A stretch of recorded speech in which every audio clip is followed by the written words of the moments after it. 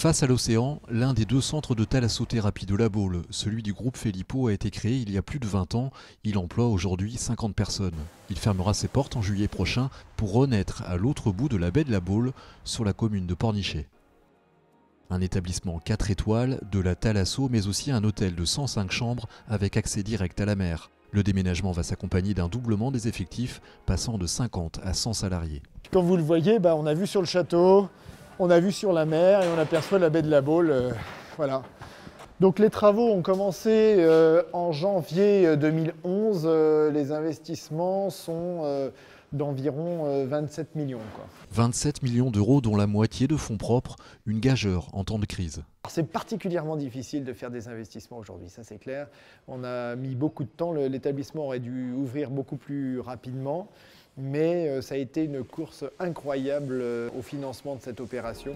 Si Jean-Pascal Felippo n'a pas baissé les bras, c'est que cet établissement porte les ambitions du groupe. Avec de nombreuses innovations dans l'accompagnement des clients, le relais Thalasso des Tourelles va devenir le site pilote d'un réseau de franchises. L'objectif, c'est vraiment de développer la franchise en thalassothérapie. C'est vraiment notre cœur de métier, c'est notre expertise, notre vraie valeur. Et c'est d'ouvrir, on va dire, une dizaine de franchises en France et une dizaine à l'étranger. Objectif: doubler le chiffre d'affaires d'ici 3 ans sans quitter le cœur de métier, la thalasso.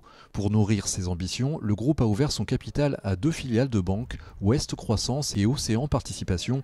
Pas question pour autant d'abandonner la dimension familiale de la maison Felippo. Les entreprises familiales ont vraiment le souci de la pérennité, ce qui est moins le cas d'une entreprise purement capitalistique ou cotée en bourse, où forcément il y a une pression du marché qui est constante. Pour l'ouverture de sa première franchise au Sables d'Olonne, l'entreprise s'est d'ailleurs associée à un autre groupe familial, celui du Vendéen Jean-Paul Dubreuil.